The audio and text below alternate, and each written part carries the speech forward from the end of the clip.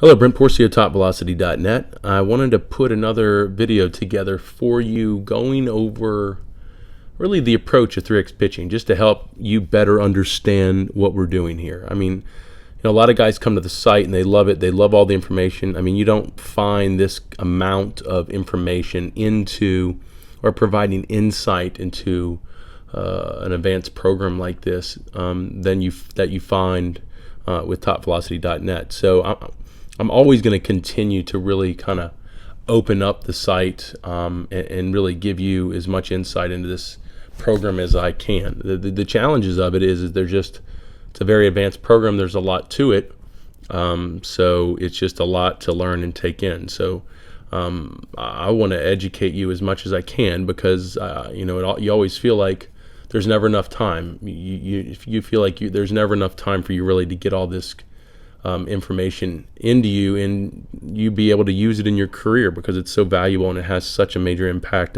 on your success. So I've been putting out some of these tidbits from my presentations that I do at my 3X Velocity camps.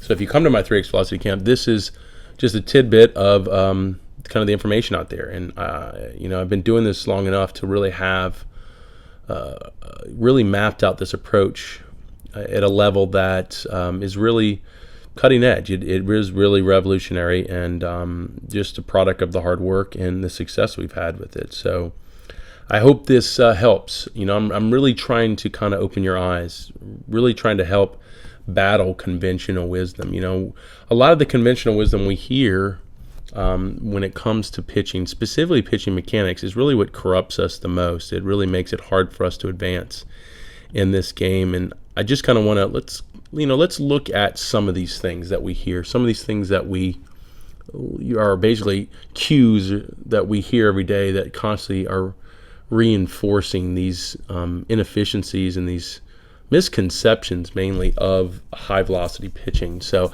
I labeled some of them out. These are the ones I heard in my career, still hear even coaches today use when coaching and referring to pitching mechanics or effective pitching mechanics. For example, the lift and balance, the old balance position, our slow controlled stride. Let's control the strides. Let's slow it down, right? Let's slow it down and control the strides. And on top of that, let's land soft. We don't want to be out of control here, right? We don't want to crash into the front foot. We want to land soft on that front foot and be in control, right? This is what we hear. Up, down, and out, kind of along the same lines of that. Lift the lift leg up, down, control it out, right? We also hear land and then rotate your hips. We land and then we rotate. Another common cue of conventional wisdom in this game that we hear. How about get your arm up early? We got to get our arm up, get our elbows up, kind of like even what we hear with hitting. Get the elbow up or whatever.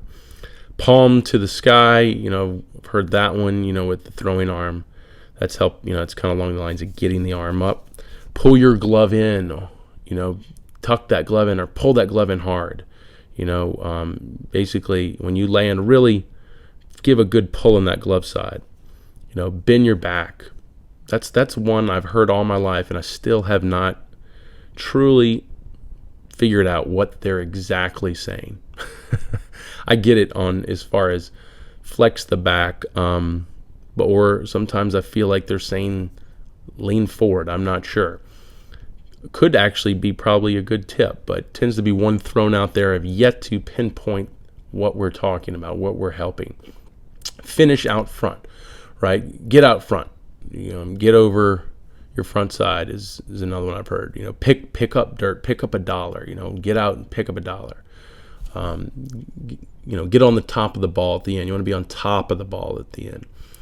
Or pull down. Let's pull that arm down to release. Pull it down to the ground. That's why we're picking up dirt. Kick. Another one, kick your leg up. So pull down and kick that leg up. Like kick it over the bucket. The chair, old chair drills. Kick it over the chair. Stand tall and fall. I guess we get into a conventional approach that we've heard. Stand tall and just fall into front foot strike. Or drop and drive. Drop down and then drive out. That's another one we've heard, right? And then if all else fails, we've got the old throw strikes. The coaches just used every cue in the book, all the conventional cues that he could find. He could just says, screw it, throw strikes. That's usually the last one we hear. So that should give us a good laundry list of conventional cues, and really kind of lays out what we're dealing with. This approach that the average or the mainstream, when it comes to constructors and coaches in this game, this is what they put out there, and this is how they advise and coach pitchers. And really nothing could be, as far as if you look at this conventional wisdom and you look at the science, some of these cues are in the ballpark, but it doesn't really help the pitcher understand what he's doing. It doesn't provide any clarity. And most of these cues are being thrown out in season, which if you've established a good set of mechanics in an off-season program, the coach very well could throw out cues similar to this in season to help them get back to that training. I just don't see any of these cues, except maybe stand tall and fall, drop and drive, fall into an approach. And those two last three, or the third to last here, they don't really represent a complete approach. It's still just a very broad understanding of the entire delivery and the complexities of this delivery. I talked about in the last video I put out on the two-phase delivery. So if you haven't watched that video, I would highly recommend that you do. I've had a great response on it. A lot of emails coming back from it saying, wow, it really opened their eyes to the high-velocity pitcher and the differences between the high-velocity and low-velocity pitcher. So I would suggest you check that out. But a lot of what I brought up in that video is talking about what we're dealing with here. We're dealing with the best athlete in the world. The high-velocity pitcher, specifically the shoulder rotation speeds, are the highest body movements in all of sports. So that, to me, tells us we're the fastest athlete, or we're the fastest body movements, we're the fastest athlete in the world. Therefore, we're the best athlete, as far as I'm concerned. So when we take that perspective, we're dealing with a very complex system of the dynamics of high velocity throwing, high velocity pitching, or high velocity pitching mechanics. So that being said, it's really a failing system for a coach to throw out cues if he hasn't established an approach. He hasn't established a system that he's taking his guys through, and then he's throwing out cues that is completely unrelated to a system.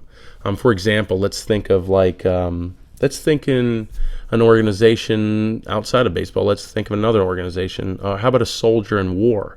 Say these soldiers weren't trained in the off season, or they weren't trained before going to war, and all of a sudden the general takes them to war and starts telling them, get down, get up, whatever, hide, whatever cues you would throw out in a war zone. I have no idea what they are. I've never been at war. But could you imagine the failure that general would have leading his group if the cues he was throwing out was unrelated to a system of training that he implemented before the actual event of war? For example, the approach would be if he had actually laid it out, say, guys, this is the system. This is how we move on the mound. This is how we generate ball speed. This is how we stay healthy. This is how we locate pitches. The whole complete system. Therefore, here's some of the cues we use to learn these movements and understand these movements. So these are the cues, guys, that I will be throwing at you in season, so you understand what I'm telling you is the problem, or what I see is the problem, so you can make a quick adjustment. But coach hasn't done that, and he's just throwing out these cues left and right that are unrelated to any system that he's implemented or laid down for you. It really is a failure, and it's a failure for that coach, and ultimately it's a disadvantage, or it's not helping that pitcher at all. But on top of that, and I guess we've got to look at it more even in depth.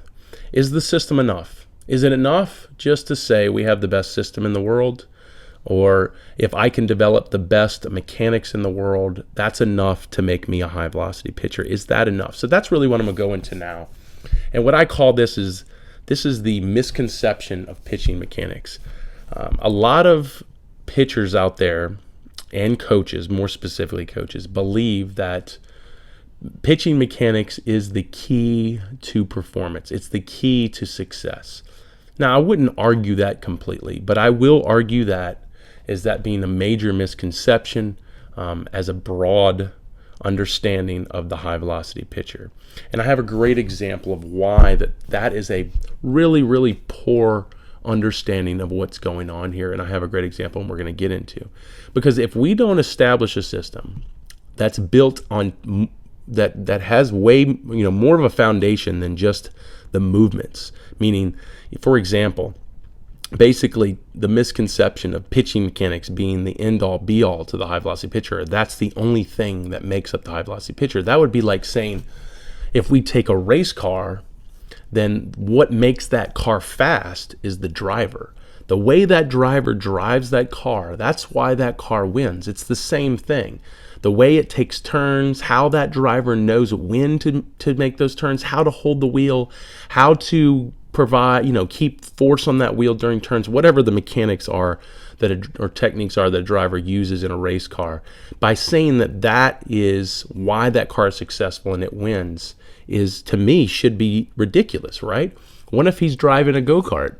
What if he's driving a go-kart competing in the Daytona 500? It doesn't matter how good of a driver is. And how many times have we seen interviews with NASCAR drivers, if you watch NASCAR, going, yeah, that car is a piece of crap. I lost because I had a crap car. I mean, it's funny because they're insulting their car, but they're pretty much going at saying, they're basically really upset saying, it doesn't matter how good of a driver I am, I had a crap car. And that's true, and it really is true. And take that same understanding into the high velocity pitching or pitcher or into baseball, and we will really, it will make sense. So therefore, saying that mechanics is all I need to be Tim Lincecum or all I need to be Chapman is completely absurd, because if your body doesn't have the same foundation, the same explosiveness, the same elite development that he has as an athlete, power production, fine motor coordination, mobility, then who cares how well you move mechanically? So here's the example, and this really should kind of make the case. So if that didn't win you over, I think this should make the case, because here's a case study proving that mechanics are not enough to create the high velocity pitcher. So Red Bull did a contest called the Red Bull Ultimate, and it was a fan challenge. And any fan who could send in a video of them pitching and looking just like Tim Lincecum, that they would win a day with him and get to face him, and get to hit off him. So this contest went out. All these submissions came in. All these videos of pitchers came in trying to emulate Tim Lincecum's mechanics. And this guy, Lance Limpert, won.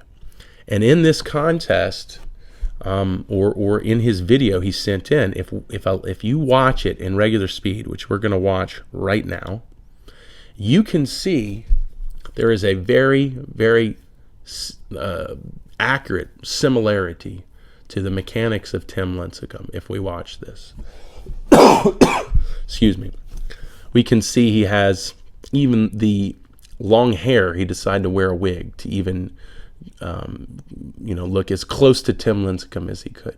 So I don't know if you've watched a lot of Tim Lincecum footage, but we can see here in this video that Lance is pretty much identical to Tim Lincecum. So I'm going to actually pull up some footage of Tim Lincecum. I should have had this for you already prepared, so bear with me on here.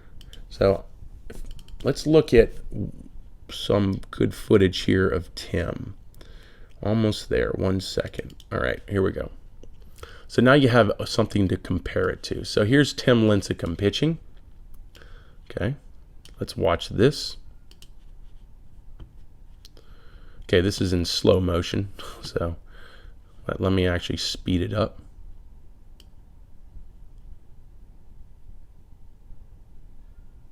And this is going to be from the back side here. So here's Tim Lincecum pitching. So notice some of the key characteristics. Notice the lift leg coming up and back. Notice him hanging the arm. Notice the really long explosive stride as he triple extends into front foot. If I get this out of the way, as he triple extends into front foot. Notice how he sticks that front leg. The arm comes up late. The big tilt in his torso to where he leans towards his glove side to the arm abducts really high, and then he finishes really forward, and then the infamous leg kick that we see after his pitch release. Some of the key characteristics. Now let's go back to Lance. So look at Lance here. Let's see, watch him. I can't slow this down, but there's the leg kick, there's the arm hanging, there's the arm coming up and over as he tilts forward, and there's the leg swinging over at the end. You can see why he won in a national contest and why he was picked in over thousands and thousands of videos that came in of those trying to emulate Tim Lincecum. So here's the point. Here's the point I'm trying to make. Answer this question. Why does someone, and he's 20 years old, Lance Limpert, someone being Lance Limpert, who's 20 years old, can develop the exact same mechanics? Let's say, as far as saying exact, I have to clarify that. His mechanics are good enough to win a national challenge of submissions, of thousands of submissions of those competing to have Tim Lincecum's mechanics. Why was his mechanics good enough to win that national contest? For that being the case, why has not the San Francisco Giants offered him a major league contract? So the point is, why is it not enough? It's obvious that has Tim Lincecum's mechanics as far as to the, I guess we could say, the layman. But why in these mechanics to be good enough that it wins a national contest? And even when Tim Lincecum saw him do it in person, he said it was freaky. If you watch the Red Bull Ultimate video, the Red Bull contest with Lance Limpert, Tim Lincecum is really says it's freaky to see it. So Tim Lincecum's even convinced. But why is that not enough? Why doesn't he play for the Giants just like Tim Lincecum? Well, the answer would be, obviously, that he doesn't throw as hard as Tim Lincecum. But that's the question, or the next question. Why creating or emulating the exact same mechanics of Tim Lincecum doesn't correlate to ball speed? And that's the whole point of this presentation. The misconception of pitching mechanics. Pitching mechanics, just like in the NASCAR driver, isn't enough. It doesn't define the car. It can define the car, and that's where we get out of the layman's terms. If I take Lance Limpert at front foot strike, he's going to have dramatically less hip to shoulder separation than Tim Lincecum, but you can't see that unless you stop the video and measure it. He's also going to not move through his delivery as fast as Tim Lincecum, but you can't see that unless you measure it. Obviously, this contest was not measuring that. But in the case of the movement patterns and what we see, it was almost identical. It was incredibly impressive, to tell you the truth, to see what he did. But it's also important to know that it had no correlation to Tim Lincecum's ball speed. So the next point being, if I continue to make points here, is that Lance Limpert, the reason these mechanics aren't good enough is because he doesn't have the explosiveness. He doesn't have the muscular power that Tim Lincecum has. He doesn't have the mobility to go with that Tim Lincecum has. And he doesn't have the timing either. He doesn't have that elite fine motor coordination that really allows him to time his movements, which you really can't even see in real time. You have to slow down. So those are the key things missing. But this should be an eye-opener to the young pitchers coming into this game, trying to improve and advance. It's not enough, and that's the point I'm making here. It's not enough just to work on your mechanics. There is so much more to you becoming a high-velocity pitcher. And if you spend your time just working on your mechanics to developing you into a high-velocity pitcher, then more than likely you will only end up like Lance Limpert, winning a contest where you get to spend time with a major league ball player instead of becoming a major league ball player. So I appreciate you listening to this video, watching this video. I hope you learned a lot from it. There's a lot more to the 3x pitching velocity program, which this excerpt comes from the 3x velocity camp, which you're welcome to learn more about as well, as you'll find on the site at topvelocity.net. And if you have any questions, I'm here. I post my number on the site. I'm here to help. That's what I do. I'm a coach. I believe in help. I believe I'm in customer service, and I want to help, so reach out to me. So thanks for listening, and I wish you the best.